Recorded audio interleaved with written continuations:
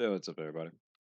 Before we get into today's topic, I have a briefish update. So, the laptop I normally record and edit all of my videos on, the laptop I'm recording this video on, currently has a broken fan.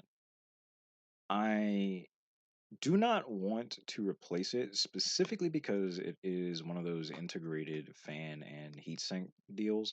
If it was just a fan, it would be like $40. I wouldn't really care. But the combo thing is like 160. So instead, I decided to buy the parts I need to finish my desktop. So those should be in by the 20th. And hopefully, I'll swap over to that. The main reason I'm mentioning this is because I recorded a couple of videos over the course of the past, I think, like 3 weeks. I was progressively editing them, and I was going to slate them to upload leading up to Christmas and whatnot.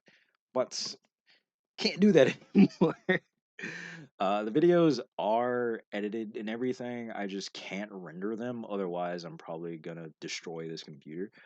Can't be affording to do that when I also have to do work off of this thing until then. So it is what it is. I mean, admittedly, I do have a Chromebook that I can work off of. I just don't want to have to do that because that thing sucks. So, yeah, that's the update for now. Also, today is Thursday. I did not go to locals today because I'm also recovering from a cold. I had a high fever. Yeah. Anyway, let's get into the video. So, I am frustrated with the Digimon TCG restriction list for a couple of different reasons, and I'll do my best to explain why that is. I don't actually have a script or anything like that, but I have been talking about this at length for months and months and months now. Um, Definitely for the past 6 months, I have made a couple of different write ups kind of explaining the same stuff more or less in different ways to different people. So I'll just be going through that. And a lot of the cards that are on screen right now aren't even problems per se, they are just here for the sake of explanation. This thing is condensed evil, however. Now, one of my frustrations with the Digimon restriction list is the fact that whoever is managing it or whatever group is managing it seems very remiss to hit cards of SR or higher rarity. I can sort of understand that to some degree they very likely want to allow strategies to exist without needlessly restricting them to an excessive degree. I can appreciate that. However, there are a number of instances where the most obtuse aspect of a particular gameplay loop is because of a card in particular, such as this Pyodramon. This card is the poster child for I remove my own counterplay, which is an important thing, I think, at least to talk about here. Imperial, if we go all the way back to BT3, has always been a deck that would try to get jamming. I say try to because wasn't always the most consistent thing at first, and swing out into the opponent multiple times. That's just what the deck does. That's fine. As a consequence, while it would not risk dying to a security battle, it would always risk being hit by security effects, Digimon effects, option effects, and of course being blocked. As the game progresses and we get some forms of protection, like I get it. But Pyojimon is over the line because not only does it have partition, right? So if it gets removed by an option effect, you get your components back, you get to make it again. But it also has a when digivolving and when attacking effect that disallows the opponent from having meaningful counterplay unless they have redirect. When digivolving suspends all of your opponent's Digimon with as many or fewer Digivolution cards. And then if DNA Digivolving, it has the floodgate where none of their Digimon can unsuspend until the end of their turn. This also means if something manages to not be suspended and blocks you, that card will now also be stuck in a suspended state. Then, of course, when attacking, suspend one of your opponent's Digimon. If this effect didn't suspend, unsuspend this Digimon. So you either get an extra attack or you get to disable their last line of defense. Again, this is ridiculous because you have to think about the way Pyojimon works and the way the game tends to work. Usually, If somebody promotes from the raising area, their level 6 will have a level 2, 3, 4, and 5 source, meaning they'll have 4 sources. Pyojimon frequently will have 2 level 3s and 2 level 4s, meaning it can stun the vast majority of level 6s. If you toss out the level 2, it can now stun the vast majority of level 7s, or I should say suspend and stun, right? Then you have to think about the fact that it's supplemented by the Davison Kin Tamer that helps it get its level 3 for free. Level 3 is free searching. Davis and Ken, upon DNA Digivolution, can tap to gain you a memory and strip 3 sources. Stripping 3 sources is much stronger than the vast majority of level 5 effects that we have in rotation. Like, I'm all for tamers having effects that can meaningfully impact the board, but again, Davis Akin is particularly strong amongst the BT16 tamers. I would say Cody and TK are probably number two in terms of what they do because D Digivolve is just crazy strong, but none of the other tamers, like even the D Digivolve tamer, I think doesn't really come close to how strong the Davis and Ken is. Then you have to think about the BT12 cards. They gain memory when you use them as part of the DNA Digivolution component, meaning if you go into this Pyodramon, suddenly, you know, you can maybe use Primogenitor. Of course, if it gets removed mid swing and they get played out and another one is made, you can Primogenitor. So don't even need to go into this. You can go into a completely different Pyodramon just for the sake of Primogenitor on top of it to go into either one of these Imperiodramons. This one will toss out your sources so you can make yet another Pyodramon. This one will give you inherent counterplay to opponent's aces. This, I think, is one of the craziest interactions that exists in the game. It's not too difficult to play around, but again, it's one of the things that makes playing against the Imperialmon deck feel very rough and oppressive. Either you run them out of the game very quickly, trying to aggro them down, or you enter a very frustrating dynamic where you struggle to meaningfully engage with what they're presenting to you. Also, the other reason I wanted to mention the Daves and Ken Tamer is because if you do have inheritable sources that allow you to redirect attacks, it can just strip those out. Like, one reason I was able to and still am able to meaningfully play into Imperialmon with one of the decks I really like, Eosmon, is because I just get to stack so many sources that they can't remove all of them. And lucky for me, the redirect lets me redirect into any of my Eosmon.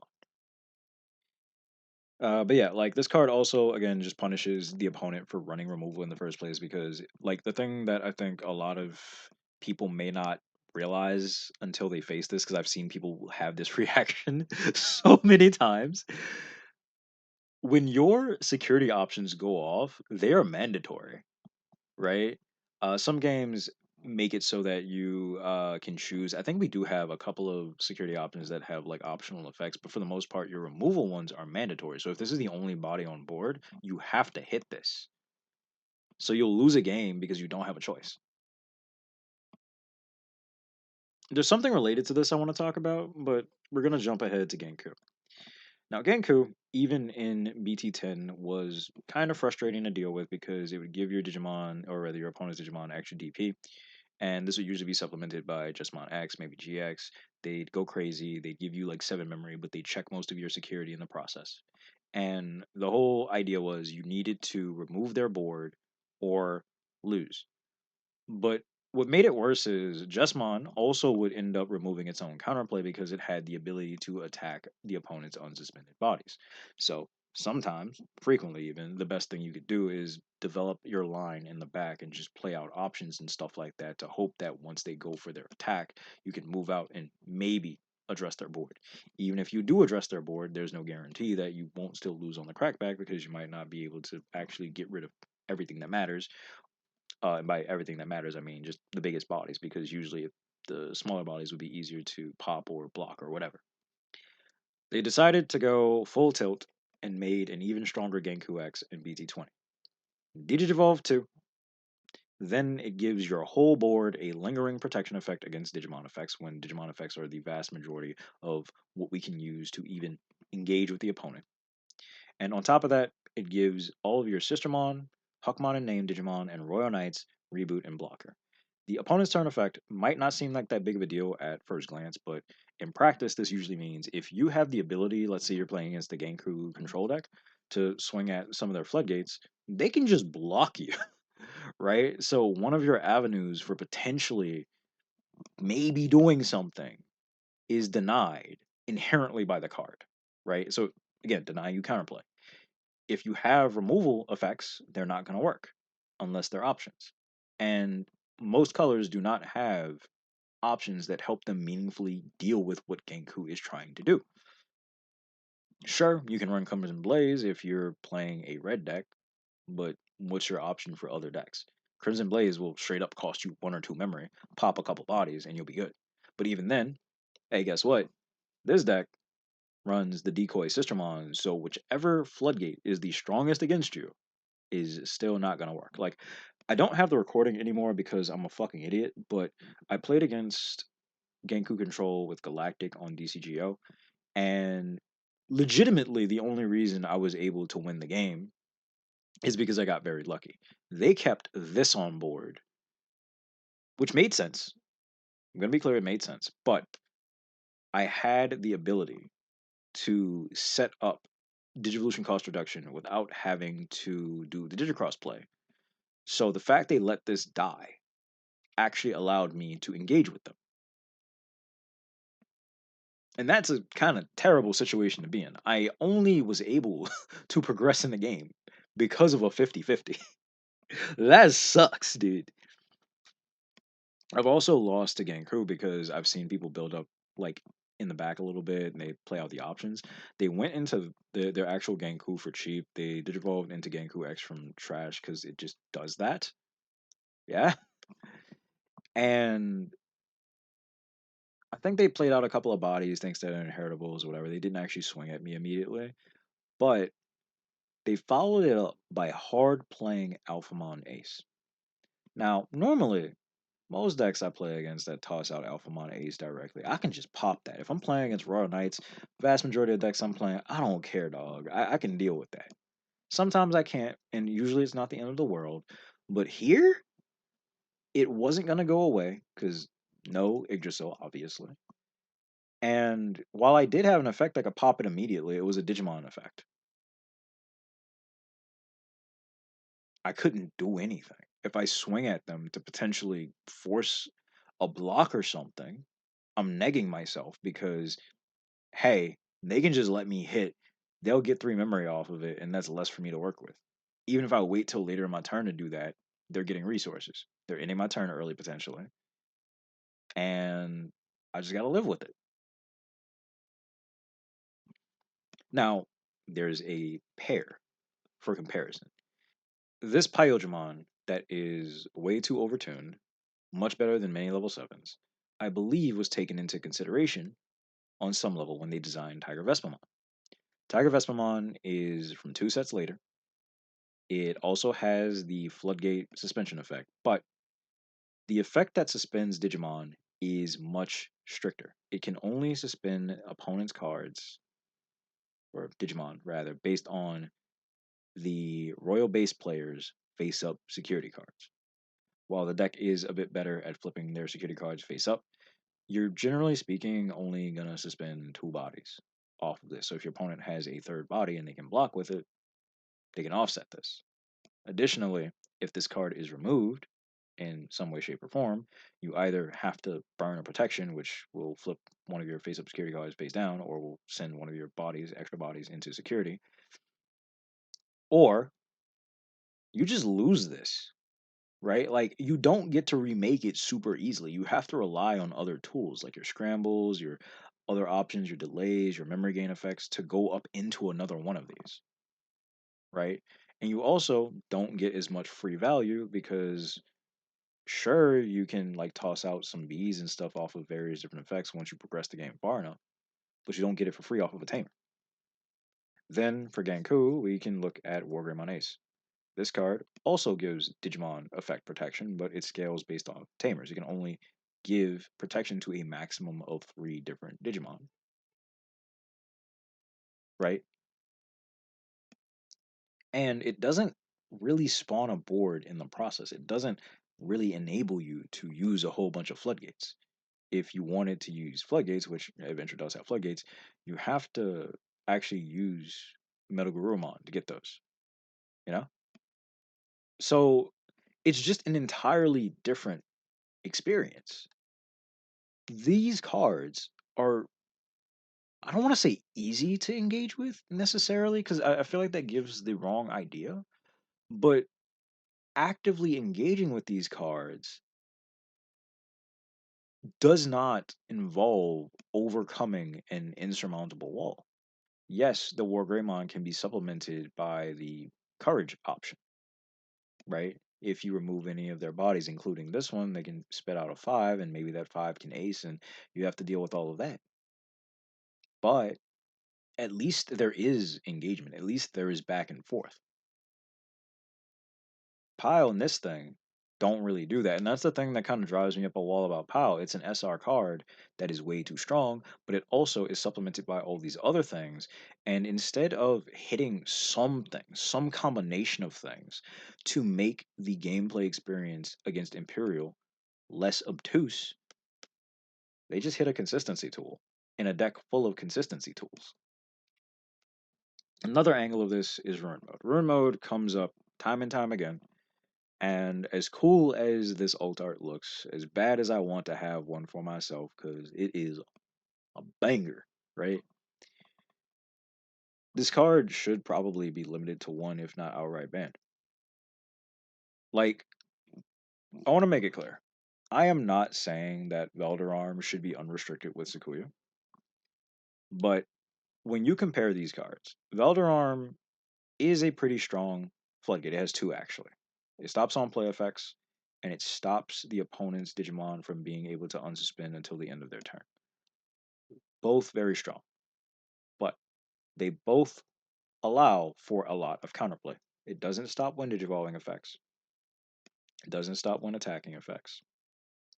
It doesn't stop your opponent from playing out bodies that can potentially do something with all turns effects, on deletions, whatever. Like, there's various different synergistic things they can do. Like, I've been hit with this while playing Grandrak, and it's like, cool. You kill something, I float into a small body, or I have another small body out. The Grandrak can protect something that maybe I blocked with, right? Which will allow that card to digivolve up potentially into the Grandrak and maybe pop this if this is the only thing on your board. Like, there's so many things that you can potentially do to engage with this card. And if a deck like Sakuya or even Leopard is playing this very frequently, they won't be able to partition off of it because they're not necessarily running something that would allow them to do that. In the case of Leopard, you would need something part yellow, so Leopard Ace plus Varudomon, I think, one of its intended components, could do that. You also could be using Trubimon Ace, right? But most of the time, if the opponent's going into this, they'll go like Leopard, they'll go Leopard X, and then they'll do this on top to prevent something like the Omeka play, which is also really obtuse and probably worth talking about. But against, like, that's your counterplay for a really absurd thing that honestly, to some degree, I wish we didn't have to deal with, generally speaking. But against most strategies, again, you have multiple different things you can do.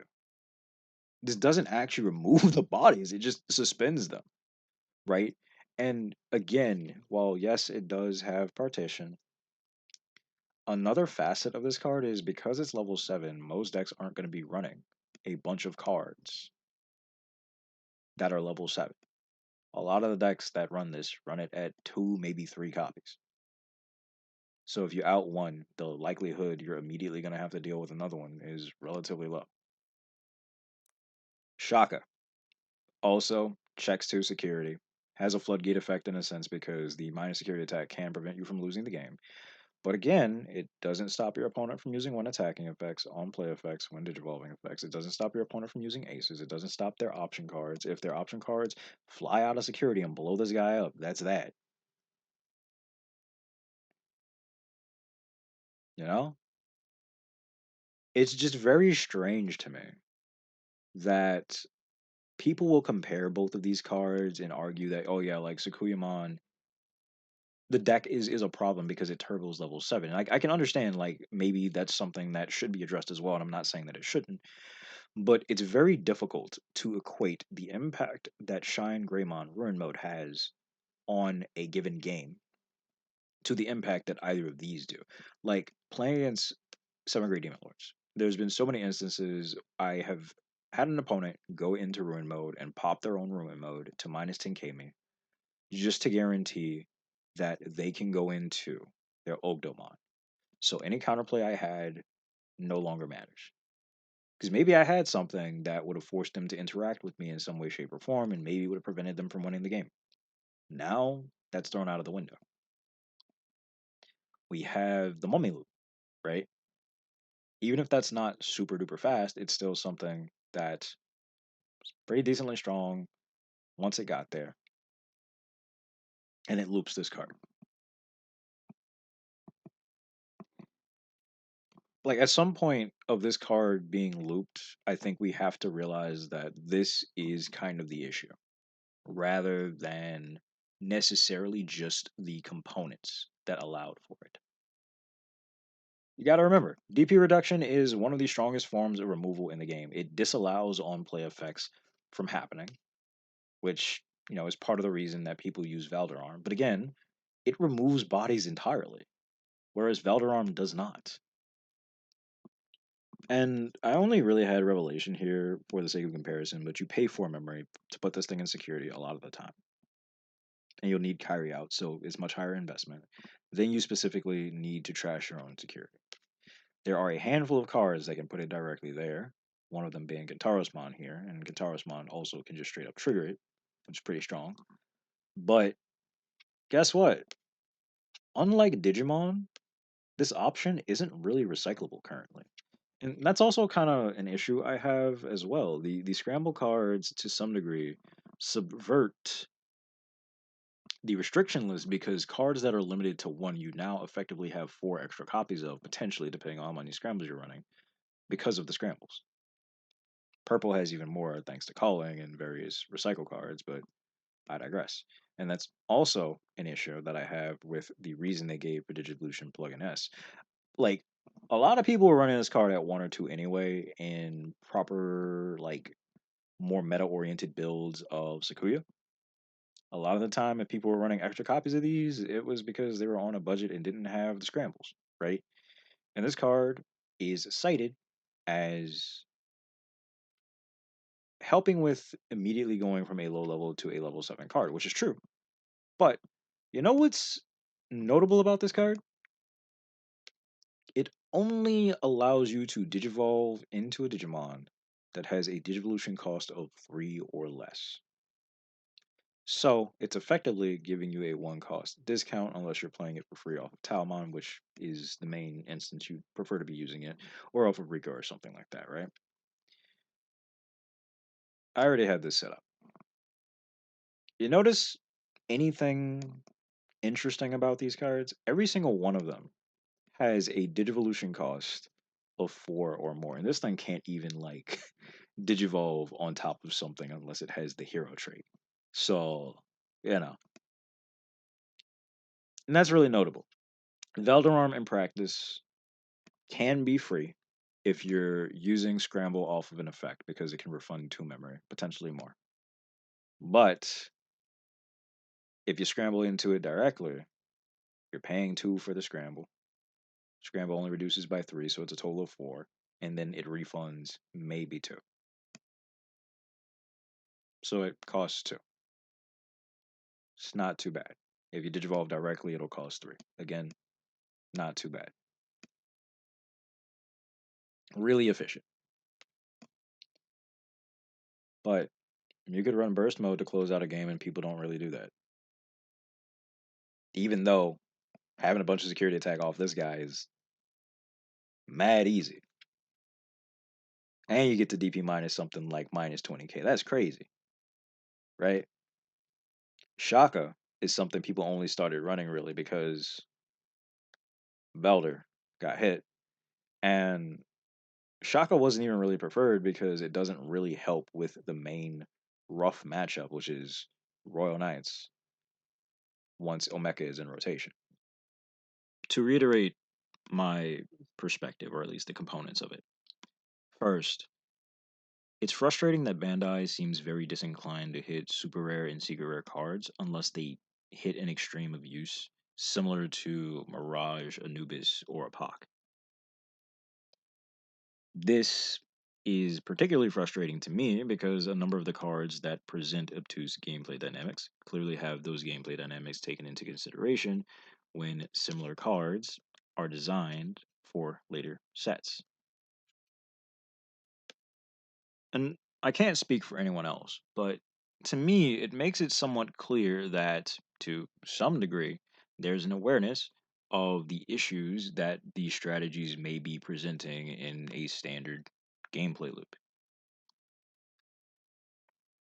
If anything, this is where most of my frustration lies. We are largely aware of these things as a collective player base, and yet are forced to live with it for extended periods of time for some reason. Second, while I didn't dwell on this all that much talking about the video, and I don't even have the card shown here on screen, I do think that scrambles should probably be limited to two, at most, preferably one. But again, it's because these cards are absurdly powerful, and to some degree, they subvert the limitation system because they very frequently will allow you to reuse these really strong one ofs via recurring them repeatedly. There's potentially an argument to be made for opponents decking themselves out and still being able to, keep playing the game because they can use these to put a card on top so they don't lose at the start of their turn. Um, haven't had an in-depth discussion about it. I do know I've seen people be frustrated by it, especially like people playing against Beelzebub, and the Beelzebub player maybe plays really, really poorly, but they're saved because they get another turn. And for my part, like, dude, I play Sakuya. You can pair ban the card with Sequoia if you want. It'll have an impact on how the deck is played and built and stuff, whatever. But like, if it's really that big of a deal, hit it. I mean, but this is the type of person I am, right? Like, I'm not gonna play a strong deck and then act like it's not that strong. I'm not gonna play a weak deck and act like it's much better than it is. I will give whatever my unfiltered perspective is. Uh, that's probably not the best way to say that, but I think Sukuya is a strong deck. I do think that Scramble like is a decent portion of that, but I also think that the deck could function perfectly fine without Scramble even prior to the Mandala support. So, yeah. One other thing I want to mention, point three, technically, something I didn't really talk about before at all. It's a bit absurd for us to expect things to be hit if they pop up a week or two prior to a ban list. This is something I just wanted to add on to the end here because I've seen so many instances where like because people are expecting something to get hit and they still have like regionals or Nats, YCS in the case of Yu-Gi-Oh, they pull out a different build right before the event, right? So Purple Hybrid, this is very funny to me because I literally was about to do this, but I think about like 6 or 7 months ago, I was just looking through a lot of the bulk that I have. There is actually a bulk box directly next to the desk that I usually do my remote games off of. Why the fuck did I fumble over my words? Anyway, there's a box of bulk that I have directly next to the desk that I usually do my remote games on, and it is full of purple cards from like BT2 to BT5, I think. And I saw the Sound Birdmon, and I was like, oh, I was already fiddling around with like Underworld's Call and Pummel Whack and other strategies to help me filter. I was actually specifically doing that in Belfamon. So I was like, okay, why don't I do that here? I can dig further into my deck, I can gain some memory, I can make some plays. And now the result of that is or rather the result of other players actually making use of it because I have the cards sitting in a box under my Gunpla stuff because I just hadn't picked up all of the purple hybrid stuff. I hadn't fiddled with it, so I didn't realize how good it was. You've had Chinese players pick up purple hybrid and put in the soundbird and these options and stuff, like same idea, right? And it's been really, really absurd to deal with because now they will mill out both players by using like two Velgar swings, rather two Dusk swings into Velgar, and then they will play the BT13 Gallantmon for like no cost. And then they'll play out the promo Gallantmon by popping that Gallantmon for no cost. And they'll usually go for game. And I know that only is like four swings, but what I've usually seen people do is they'll move out with the Soundbird. The Soundbird will swing. It'll pitch an option. It'll gain a memory. The Digitama is usually Cupimon. So the Cupimon will also pitch a card to gain a memory. So they can go from 1 to 3 if they have the Tamer that gains 1. They'll go from 1 to 4. And then one swing with a Velgar is the second security. Second swing with a Velgar is the third security. Swing with the Rush BT13 Gallant, right? That's the fourth security. Then they'll Digivolve into Gallant X on top of it for 1, which will trash a security. And its DP will be boosted, blah, blah, blah, blah, blah. They pop it with their own promo Gallant. You have no security left. Swing out, win game. Doesn't always go perfectly like that, but it's a deck that I am assuming, if it gets more traction, it's probably going to get addressed in some way, shape, or form because, buddy, it does not really need to engage with the opponent to win the game. Yeah. Um, yeah. In any case, I am appreciative of the really good hits that we've gotten. I'm appreciative that we're getting ban lists that are somewhat proactively addressing certain things like hitting these zero cost option cards to 1. But I would also argue that a number of the cards that are limited to 1 should just be banned outright. I think Hootie is a very good example of the fact that, like, yes, Hootie is a really, really strong deck that's a bit overtuned and itself needs to be addressed in some way, shape, or form. But I've seen Hootie players running Gravity Crush, Blinding Ray, Tropical Venom. I've seen them on HPD, and it's worth it. They get a lot of value out of that, right? And it becomes this kind of insurmountable wall that you can't really cross because of these one-ofs. And I know like there's some amount of RNG in these games, and we shouldn't eliminate all of it. But I think it's maybe okay to eliminate some of the more absurd extremes. That's all I had to say. Leave your perspective down below. I'll, at the very least, read it, maybe comment on it. We can have a bit of a discussion. I mean, that's the main purpose for this. I just wanted to talk. But yeah, hopefully I'll be able to edit some stuff in a couple days, and I'll have some gameplay videos maybe. We'll see.